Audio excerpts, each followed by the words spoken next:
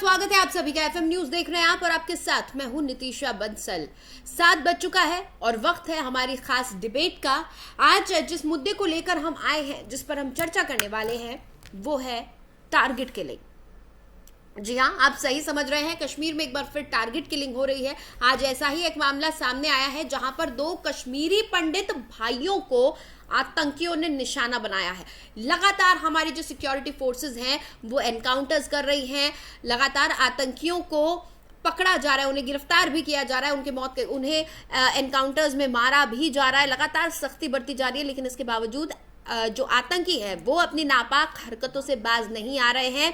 आज सुबह शोपिया की ये घटना है जहां एक परिवार पर कहर टूट पड़ा जब 2 भाई अपने सेब का जो बाग है उस पे जा रहे थे और रास्ते में ही आतंकियों ने उन्हें गोलियों से भून डाला और उनसे बकायदा नाम पूछा गया। पहले उनसे नाम पूछने के बाद उन्हें मौत के घाट उतार दिया गया। जम्मू कश्मीर में एक बार फिर से कश्मीरी पंडितों को टारगेट किया जा रहा है। दक्षिण कश्मीर का ये इलाका है शोपिया, जहां पर आज आतंकियों ने 2 कश्मीरी पंडित भाइयों से पहले उनका नाम पूछा, इसके बाद अंधाधुंध गोलियां बरसा दी। फायरिंग में सुनील कुमार भट्ट की मौत हो गई जबकि उनके भाई गंभीर रूप से घायल हो गए हैं। उन्हें इलाज के लिए अस्पताल में भर्ती करवाया गया है। शुरुआती जानकारी जो मिल रही है उसके अनुसार सुनील भट्ट और उनके भाई अपने सेब के बागान की तरफ जा रहे थे और इसी दौरान आतंकियों ने उनसे उनका नाम पूछा और फिर गोलियां बरसाना शुरू कर दिया। टारगेट किलिंग में कश्मीरी पंडित सुनील कुमार भट्ट की मौत हो गई जबकि उनके भाई गंभीर रूप से घायल हो गए। तो आज सुबह की यह घटना है। साफ तौर पर कश्मीरी पंडितों को टारगेट किया गया था, उनसे नाम पूछा गया और उसके बाद ही गोलियां चलाई गई हैं। साफ पता चल रहा है कि आतंकियों के मंसूबे क्या है। एक बार फिर कश्मीर में डराने की कोशिश की जा रही है, कश्मीरी पंडितों को डराने की कोशिश की जा रही है। आतंकियों को धरती के स्वर्ग में पसरी शांति रास नहीं आ रही है। जिस तरह की कार्रवाई सरकार द्वारा, प्रशासन द्वारा लगातार की जा रही है वो रास नहीं आ रही है।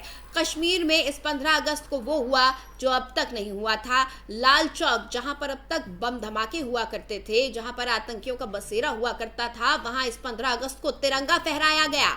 उस लाल चौक पर लोग तिरंगा लेकर खड़े थे, घंटा घर पर तिरंगा लहराया गया था और ये तस्वीरें देखकर शायद आतंकियों के पैरों तले जमीन खसक गई। उनको शायद अंदाजा नहीं होगा कि कश्मीर के लोग इस तरह से भारत की आजादी का जश्न मनाएंगे और इसी से खींच खाकर आतंकियों ने आज सुबह इस घटना को अंजाम दिया है। लेकिन जान ले आतंकी कि भारत के मनोबल को तोड़ नहीं सकते हैं, कश्मीरियों की कश्मीरियत को अपनी गोलियों से भून नहीं सकते हैं। कश्मीर पहले भी स्वर्ग था और आगे भी स्वर्ग बना रहेगा।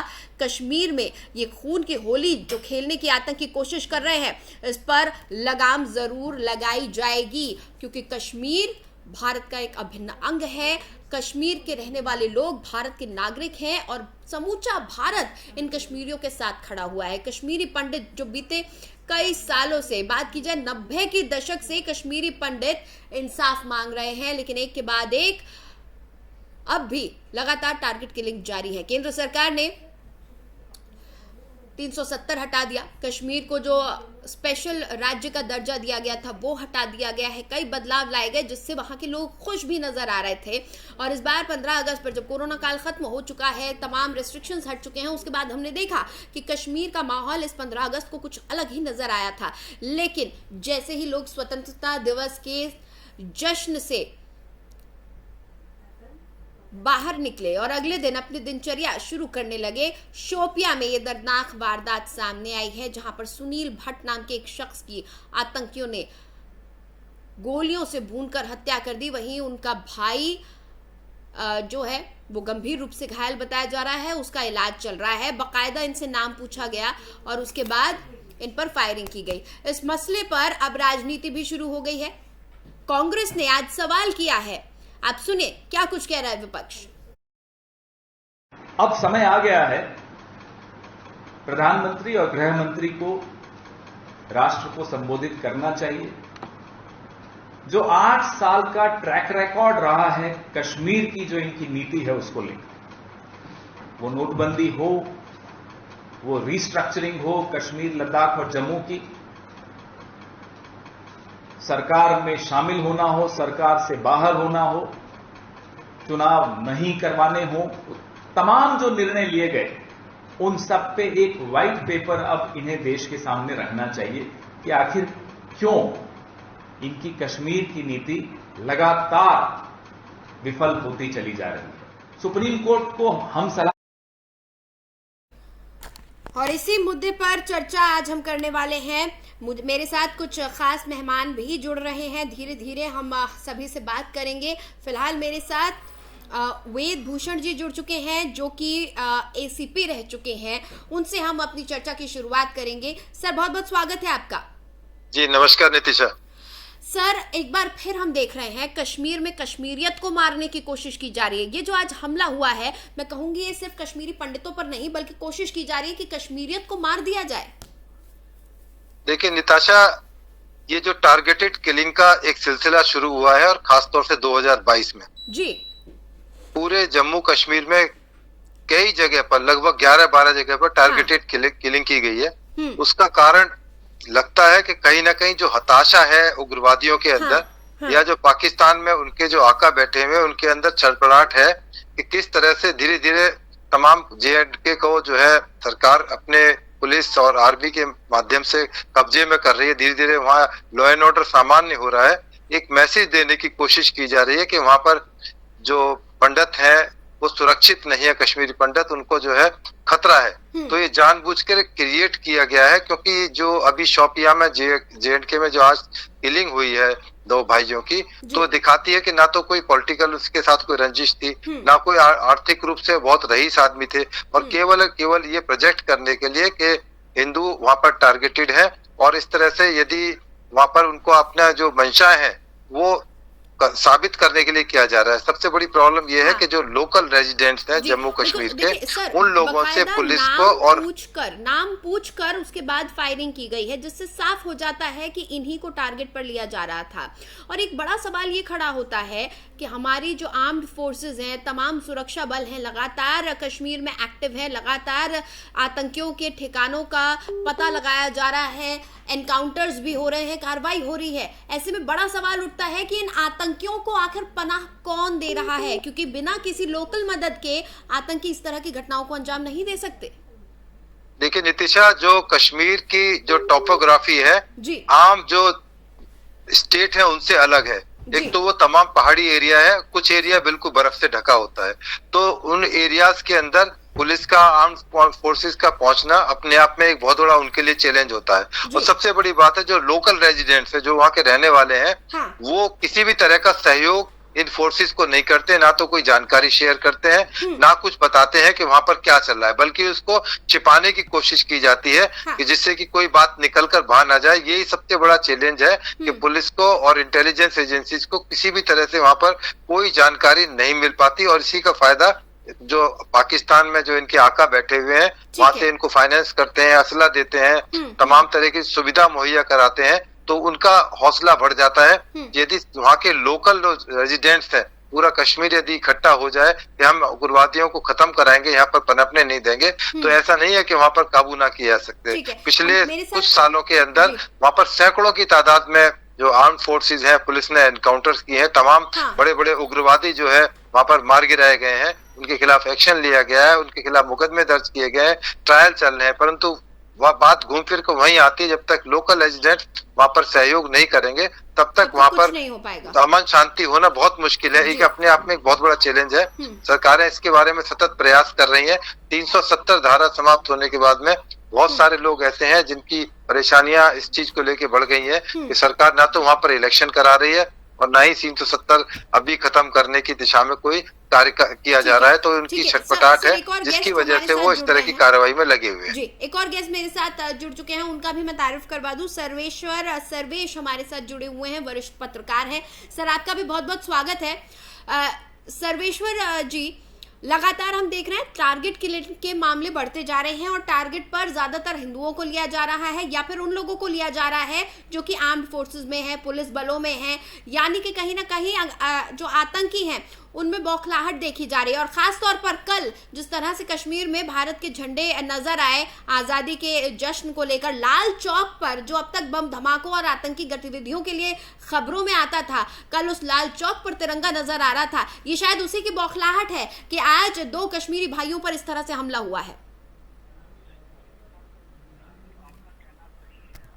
से कुछ बस पूर्व, जैसा कि सर ने भी बताया कि वहाँ के लोकल लोग हेल्प नहीं करते थे। अभी देखिए कल का और कुछ दिन पहले का माहौल, वहाँ के स्कूलों में तिरंगा पूरा फहराया जा रहा है, राष्ट्रगान गाया जा रहा है और उसके वीडियो सोशल मीडिया से लेके चारों तरफ वायरल हो रहे हैं।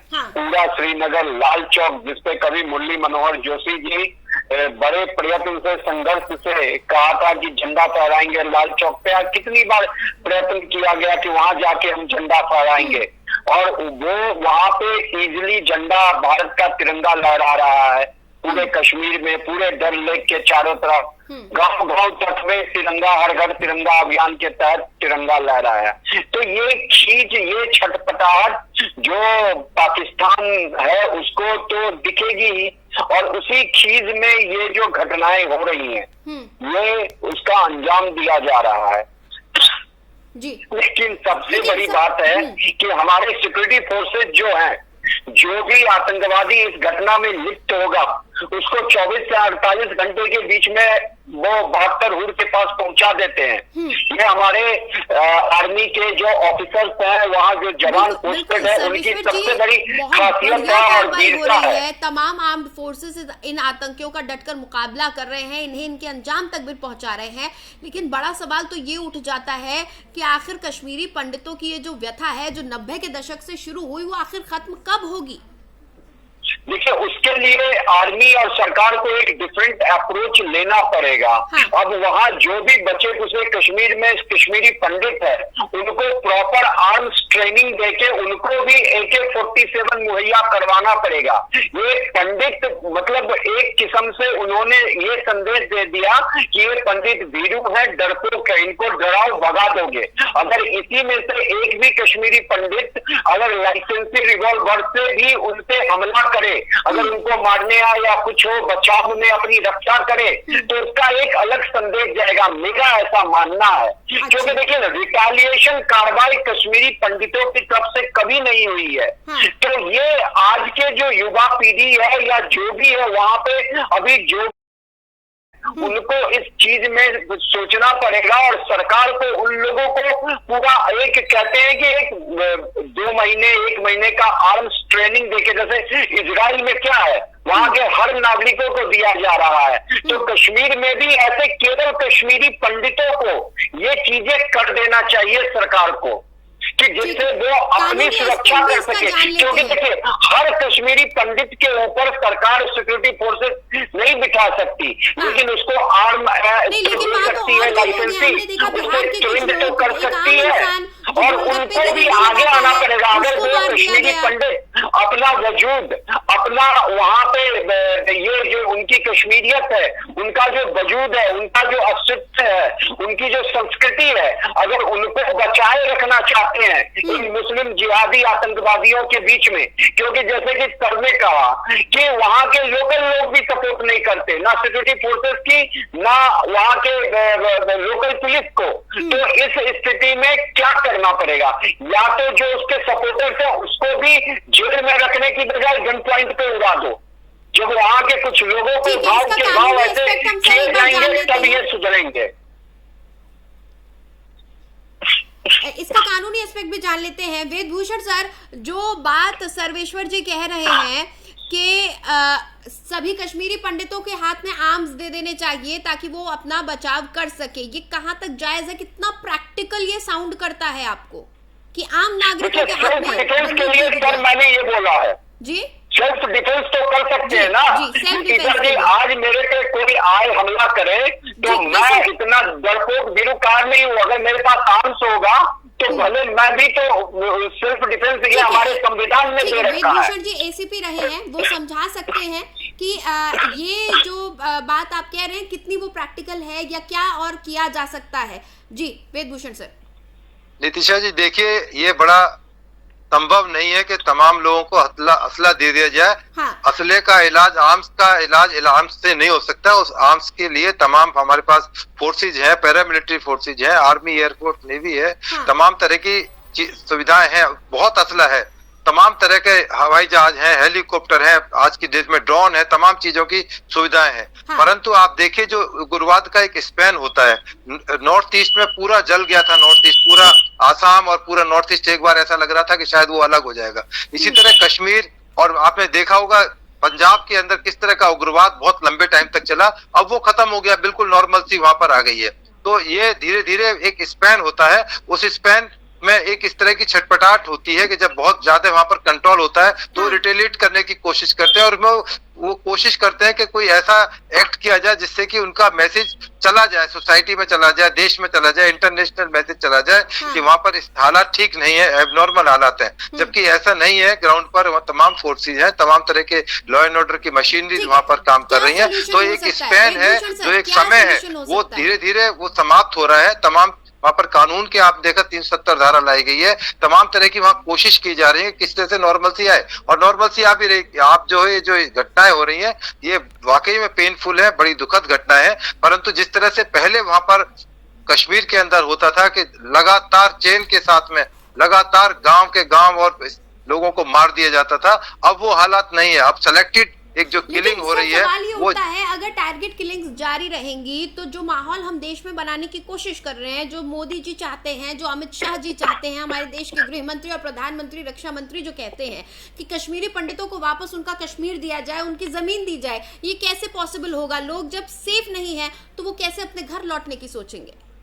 यही इन लोगों का दुख और दर्द है कि चूंकि कश्मीरी जो पंडित हैं वापिस आ रहे हैं, अपनी जमीन, उनके हक, उनको लेने की कोशिश की जा रही है, तो उनकी यही तो दुख, सबसे बड़ी परेशानी है। हाँ। कि ये लोग वापिस यदि आगे, तो जो हम मौज कर रहे थे उनकी जमीनों के ऊपर, उनके मकानात के ऊपर, और अपना एक पूरी दादागिरी कर रखी थी एक पर्टिकुलर एक बिरादरी ने, कास्ट ने, वो सब खत्म हो जाएगी। तो इसी छटपटाहट का नतीजा है कि वो कोशिश कर रहे हैं कोई बड़ा मैसेज देने की, कश्मीरी दोबारा वापस माइग्रेट हो, जो धीरे धीरे आने लगे हैं। सरकार कोशिश कर रही है नॉर्मल सी लाने के लिए, तमाम तरह के उनको सरकारी चीजें मुहैया, सुविधाएं कराई जा रही हैं। उसी चीज को तो नकारने के लिए इस तरह की टारगेटेड किलिंग की जा रही है, जिससे कि लोग डर जाएं, और डर की और भय की वजह से वापस कश्मीर में ना आए। और कुछ खास लोग, एक खास समुदाय के लोग, एक खास समूह के लोग, सर्वेश्वर जी, कश्मीर में जो कुछ हो रहा है इसके लिए क्या वाकई एक खास समुदाय के लोग जिम्मेदार हैं? आप क्या कहेंगे इस पर? आप पत्रकार हैं, लगातार पत्रकारिता देखी है, कश्मीर में किस तरह से बदलाव आए हैं, क्या कुछ 90 के दशक में हुआ, उन तमाम चीजों के मद्देनजर क्या एक खास समुदाय जिम्मेदार है या फिर सरहद पार का आतंक या कुछ और मसला है? नहीं, खास समुदाय जिम्मेदार है। सरहद पार का आतंकवाद उसे फलता फूलता है, जैसा कि वेद सर ने भी बताया कि सरहद पार से मदद मिलती है, और वो सारे चीज जो उसके मददगार है वो यहाँ बैठे हैं। लेकिन ये समुदाय जो है, ये समुदाय में ही सबसे बड़ी अड़चन है, सबसे बड़ा जो कहिए रोग इस खास समुदाय का ही है। आप मुझसे सर बहुत ज्यादा अनुभवी हैं, वो एसपी रह चुके हैं, लेकिन जितना अनुभव मेरा है, क्योंकि देखिए इस समुदाय की आबादी जहां 1% से ऊपर बढ़ती है, तो ये उस तरीके की जिहादी घटना में लिप्त हो जाती है।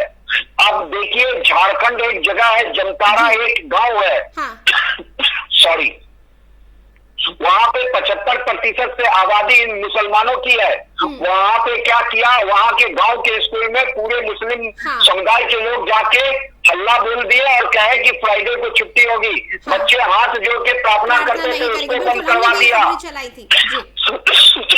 तो नहीं सर, एक चीज और मुझे बताइए, कहाँ तक ये संभव है? ठीक है, कोई बात नहीं। वेदभूषण सर, हम बात कर रहे हैं कि ये कुछ खास लोग ऐसे हैं, एक समुदाय के लोग ऐसे हैं जो कि ज्यादा जिम्मेदार हैं इस पूरी चीज के लिए। वेदभूषण सर, कहाँ तक ये संभव है कि जो लोग वहां पर रहते हैं, जो लोकलाइट्स हैं, जो आतंकियों को पनाह दे रहे हैं या उनको शह दे रहे हैं, उनका साथ दे रहे हैं, वो दबाव के चलते ऐसा कर रहे हो? बिल्कुल दबाव है उनके ऊपर, वो परेशानी के अंदर ये तमाम चीजों को बर्दाश्त कर रहे हैं, क्योंकि मुस्लिम्स को एक तो सबसे बड़ी अनएजुकेशन है, वहाँ एजुकेशन है ही नाम की कोई चीज रही नहीं गई है। तो सबसे बड़ा सब प्रॉब्लम यही है कि वहाँ जो उनकी कल्चर है, उनको जो पढ़ाया लिखाया जा रहा है, उनको उसी साइड में लेकर जा रहा है। यदि उनको सही ढंग की उनकी एजुकेशन हो, आज जमाना बहुत आगे जा चुका है, पर यहाँ हिंदुस्तान के जो मुस्लिम है उनको जिस तरह से बरगलाया जा रहा है, बहकाया जा रहा है, शिक्षा उनको दी नहीं जा रही है, पुरानी तमाम चीजों को जिस तरह से थोपा जा रहा है उनके ऊपर कि आप नहीं करोगे तो आप असली मुस्लिम नहीं हो, आप नकली मुस्लिम हो। क्योंकि बहुत सारे मुस्लिम पढ़े लिखे हैं, वो जाना चाहते हैं, वो बिल्कुल नॉर्मल हालात में रहना चाहते हैं, देश के साथ रहना चाहते हैं, तिरंगे को सलाम करना चाहते हैं, सैल्यूट करना चाहते हैं। परंतु कुछ ऐसा वर्ग मौजूद है जिसकी बहुत बड़ी तादाद नहीं है, हालांकि उनकी तादाद हार्डली 10-20% लोग होंगे, परंतु उनका दबाव इतना है कि वो चाहकर भी वो मेन धारा स्ट्रीम के साथ नहीं आ सकते। मैं कल कजाकिस्तान एक जगह वहां पर गया था, मैं देख के हैरान था।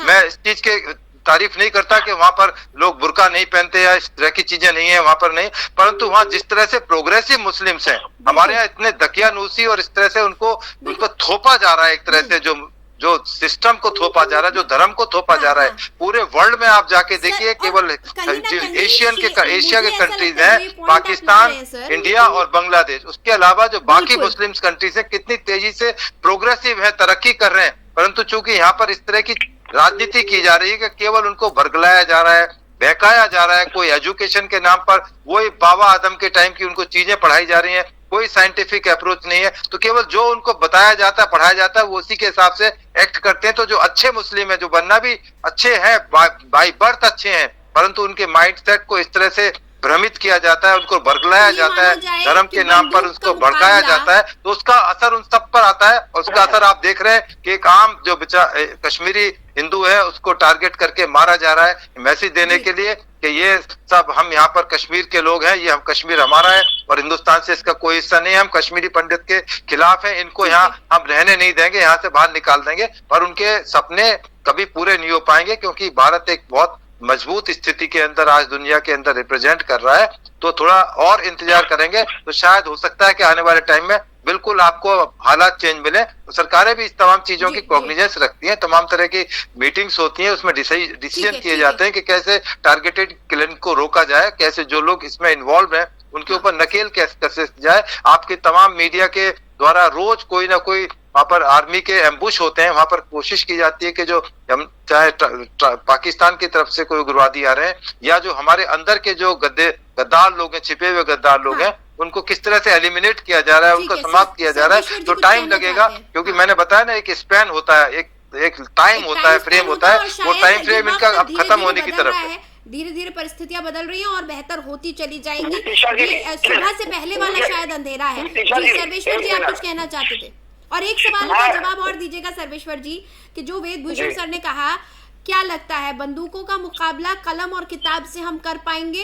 बेहतर शिक्षा व्यवस्था और रोजगार दिया जाए। देखिए, बेहतर शिक्षा व्यवस्था भी है, जैसा कि सर ने बोला कि हाँ उसकी कमी है। वो दकियानुसी बातें जो मदरसों में पढ़ाई जा रही है, जिहादी तत्व जो वहाँ पे शामिल हो रहे हैं। लेकिन वेदभूषण सर, सॉरी, कुछ चीजों से मैं सहमत नहीं हूँ। जैसे अपवाद स्वरूप आपने देखा होगा कि जो इस वर्ग में, इस समुदाय में जो जितना पढ़ा है उतना ही बड़ा आतंकवादी निकला है।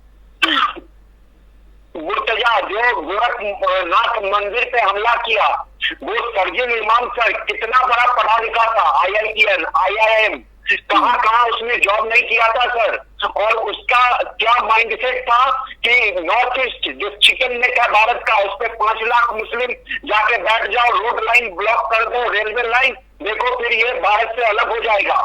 जामिया में चाहे अलीगढ़ मुस्लिम यूनिवर्सिटी जो बनाया गया है वहां सबके पढ़ने के लिए है, लेकिन जिस विचारधारा से वहां के बहुत सारे पढ़े लिखे मुसलमान निकलते हैं, वो भारत के अगेंस्ट काम करने वाले वो सारे लड़के होते हैं। ठीक है। तो अगर ये कहना कि इनकी शिक्षा उसका एक अपना है, लेकिन शिक्षित होने के बावजूद भी और हायर एजुकेशन जो इंडिया का हायर एजुकेशन IIT से है वहां से पास आउट जब ऐसे कार्य करते हैं तब बड़ी ठगा सा महसूस होता है कि हम कहते हैं कि मुसलमानों में शिक्षा नहीं है, इसके लिए ये जवान भटकते हैं। लेकिन ये तो IIT जो 10-20% जो लोग हैं जिनका दबदबा है, उनका दबदबा बढ़ता चला जाता है और इस तरह की घटनाएं होती हैं। समय मेरे पास अब खत्म हो रहा है जी। सर्वेश्वर जी, एक दूसरा साफ फैजल जी का नाम आपने भी सुना होगा, आईएएस थे, और बहुत जब उन्होंने क्लियर किया था जम्मू कश्मीर से थे तो कितना मतलब बड़ा ये न्यूज बना था कि आतंकवाद जहाँ पे पनप रहा है वहां से लोग आईएएस भी बन सकते हैं। उनके बाद उनकी विचारधारा, उनका माइंडसेट भारतीय सरकार के विरुद्ध कैसा रहा आपने हमने सबने देखा है। तो ये एक जो है विचारधारा की लड़ाई है। शिक्षा अपनी जगह है, मदरसे में कोई दो लड़ाई नहीं है कि गलत ट्रेनिंग दी जा रही है, उसमें शिक्षा बढ़ाना है, उसमें से 100 में से 2-4 ऐसे निकल जाएंगे जी सर, लेकिन फिर भी अपवाद स्वरूप तो है ना। ठीक है, ठीक है, बहुत बहुत शुक्रिया वेदभूषण सर और सर्वेश जी, आप हमारे साथ इस खास चर्चा में शामिल हुए। तो कश्मीर में एक बार फिर टारगेटेड किलिंग्स हो रही हैं, एक बार फिर हिंदुओं को, कश्मीरी पंडितों को निशाना बनाया जा रहा है और नाम पूछकर, आज जो घटना घटी है उसमें नाम पूछकर बकायदा फायरिंग की गई है। देखने से फिलहाल यही लग रहा है कि ये बौखलाहट है आतंकियों की, क्योंकि कश्मीर की फिजा अब बदल रही है। लेकिन जान ले ये आतंकी कि कश्मीर की कश्मीरियत को कोई गोलियां नहीं भून सकती। इनके आतंक के जो आका सरहद पार बैठे हुए हैं वो कश्मीरियत को किसी कीमत पर बर्बाद नहीं कर सकते। इस खास पेशकश में फिलहाल इतना ही। खबरों के लिए देखते रहिए FM न्यूज़।